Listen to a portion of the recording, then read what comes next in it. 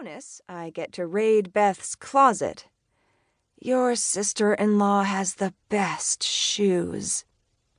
She gets a dreamy stare in her eyes at my shoe blogger sister-in-law's ultimate collection of high-end footwear. Too bad her foot is a size too small, I grimace. I'd cut off a toe to own her Saint Laurent monogrammed heeled boots. They're so pretty. We both let out a sigh. One of the exam room doors opens, and Dr. Christian Gallagher comes out and walks up to the reception area. I gaze up to see him, thick, dark hair and piercing green eyes set on a ruggedly handsome face. "What are you two dreaming about?" he asks.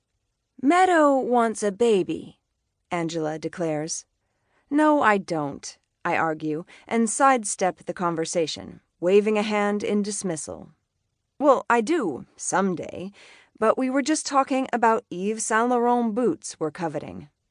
Christian laughs with a deep baritone, and it draws the attention of the other nurses on staff today. "Well, the baby thing I can't help you with, but I'm more than happy to fulfill your foot fetish fantasies." One of the nurses lets out a giggle, which he ignores, as Angela chimes in. "They're $1,200. He shrugs like this is a mere drop in the bucket. I suppose it is when you're a cardiothoracic surgeon. Meadow's birthday is around the corner. I lower my forehead and glare at him through scolding eyes. You are not buying me $1,200 shoes for my birthday.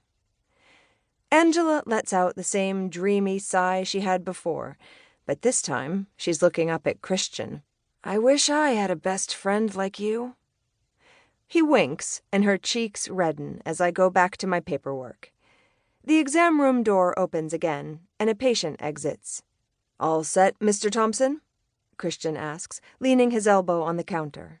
His white doctor's coat is open, showing off a pinstripe button-down and cobalt tie. Thanks, Doc. I can't believe 2 months ago I was in critical heart failure, and now I'm standing here with you. Mr. Thompson puffs his chest out like he's king of the world. That's the miracle of surgery. I want you to follow up with my father in a few weeks, and I'd like to see you again in another 4 weeks to make sure that valve is strong, Christian advises as Angela hands him a follow-up card. A father and son team, cardiologist and heart surgeon. There must be something in the Gallagher water, Mr. Thompson jokes as he grabs his coat from the rack and then tips his hat before walking out the front door and onto the streets of Manhattan. That's your last patient of the day. Angela throws her arms up in celebration. Thank God. Penn Station is a nightmare, Christian says, loosening his tie and undoing the top button, revealing the Yankees t-shirt underneath. He secured box seats for tonight's Mets-Yankees game and asked Angela to clear his afternoon. He runs his fingers through the dark strands of his hair as he makes his final notes on a patient's chart. Angela stands up and lifts her scrubs.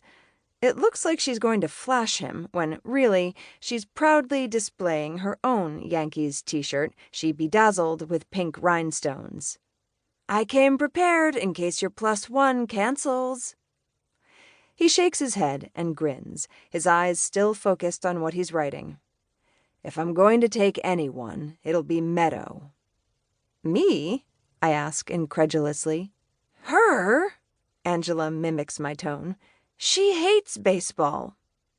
I twist in my seat. I don't hate baseball. She leans back with a sachet of her body and motions toward her shirt. You certainly don't bedazzle the shit out of your shirts for it. Touché, I concede, and then turn back to my own notes. Christian laughs, that deep vibrato sending a hum into my chest.